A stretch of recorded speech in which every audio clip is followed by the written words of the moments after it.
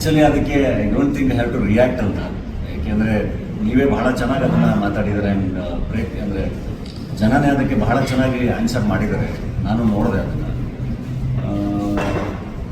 ನೋಡಿದ್ರೆ I don't know ಇವಾಗ ಅದನ್ನು ಯಾರು ಪಿಕ್ ಮಾಡಿದ್ರು, ಹೆಂಗೆ ಪಿಕ್ ಮಾಡಿದ್ರು ಅದು ನನಗೆ ಗೊತ್ತಿಲ್ಲ, ಯಾಕೆ ಪಿಕ್ ಮಾಡಿದ್ರು ಅಂತೆಲ್ಲ. ಬಟ್ ನಾನು ಬಹಳ ಇನ್ನೋಸೆಂಟಾಗಿ ನಮ್ಮ ರಾಹುಲ್ ಅಂತ ನನ್ನ ಫ್ರೆಂಡ್ ಅಬ್ದೂಸ್ ಬಿರಿಯಾನಿ ಓಪನ್ ಮಾಡ್ಕೊಡಿ ಅಂತ ಕರೆದಾಗ ಓಪನ್ ಮಾಡಿ ಅವ್ನು ಭಾಳ ಪ್ರೀತಿಯಿಂದ ಊಟ ಆಫರ್ ಮಾಡಿ ಊಟ ಮಾಡ್ಕೊಂಡ್ಬಂದೆ.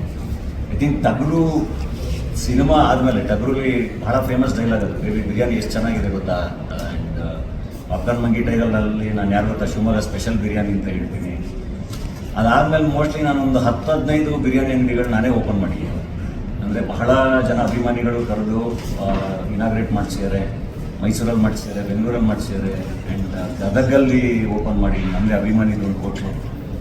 ಆ್ಯಂಡ್ ಹೆಡ್ ಬುಷಲ್ಲಿ ಐ ಥಿಂಕ್ ಫುಡ್ ಬ್ಲಾಗರ್ ಜೊತೆ ಕೂತ್ಕೊಂಡು ಬಿರಿಯಾನಿ ತಿಂತಾನೆ ನಾನು ಹೆಡ್ ಬುಷ್ ಪ್ರಮೋಟ್ ಕೂಡ ಮಾಡಿದ್ದೆ. ಹಾಗಾಗಿ ನನಗೆ ಇದು ಈ ಥರ ವಿಷಯ ಪಿಕ್ ಆಗ್ಬೋದು ಅಂತ ಗೊತ್ತಿರಲಿಲ್ಲ. ಬಟ್ ಅದು ಪಿಕ್ ಆಯಿತು ಆ್ಯಂಡ್ ಅದು ಡಿಸ್ಕಷನ್ ಆಯಿತು, ವಿಚ್ ಈಸ್ ಓಕೆ. ಅಂದರೆ ಏನು ನಡೀತಾ ಇದೆ ಅಥವಾ ಸುತ್ತಮುತ್ತ ಅಥವಾ ಸೊಸೈಟಿಲಿ ನಾವು ಏನು ಯೋಚನೆ ಮಾಡ್ತಾ ಇದ್ದೀವಿ, ಹೆಂಗೆ ಯೋಚನೆ ಮಾಡ್ತಾ ಇದ್ದೀವಿ ಅದೆಲ್ಲದು ಗೊತ್ತಾಗುತ್ತೆ ಅಟ್ಲೀಸ್ಟ್ ಈ ಥರ ಡಿಸ್ಕಷನ್ಗಳಾಗಲ್ಲ. ಏನು ಅಂದರೆ ಡಾಲಿ ಧನಂಜಯ್ ಬಿರಿಯಾನಿ ತಿಂದ್ರ ಅನ್ನೋದು ಇಸ್ ಫೈನ್. ಬಟ್ ಅದು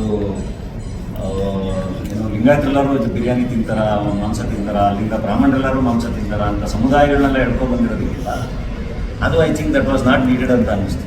ಡಾಲಿ ಧನಂಜಯ್ ತಿಂತಾನ ಓಕೆ, ಅಥವಾ ನಾನೇನಾದರೂ ಮಾಡ್ತೀನಿ ಓಕೆ, ಡಾಲಿ ಹಿಂಗೆ ಮಾಡಿದ್ರೆ ಓಕೆ.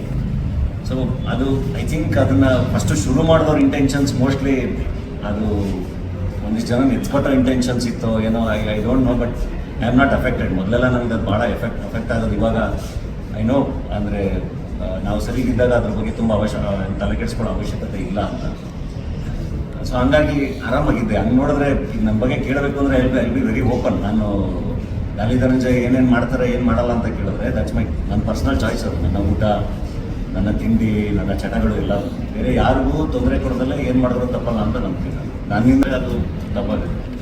ಸೊ ನನ್ನ ಬಗ್ಗೆ ಕೇಳಿದ್ರೆ ನಾನು ಸಿನಿಮಾ ಪಾತ್ರಕ್ಕಾಗಿ ಸ್ಮೋಕ್ ಮಾಡ್ತಿದ್ದೆ, ಬಟ್ ಅದನ್ನು ರಿಯಲ್ ಲೈಫಲ್ಲೂ ಅದನ್ನು ಕಂಟಿನ್ಯೂ ಮಾಡಿದೆ. ಬಟ್ ಇವಾಗ ನಾನು ನಿಲ್ಲಿಸಿದ್ದೀನಿ.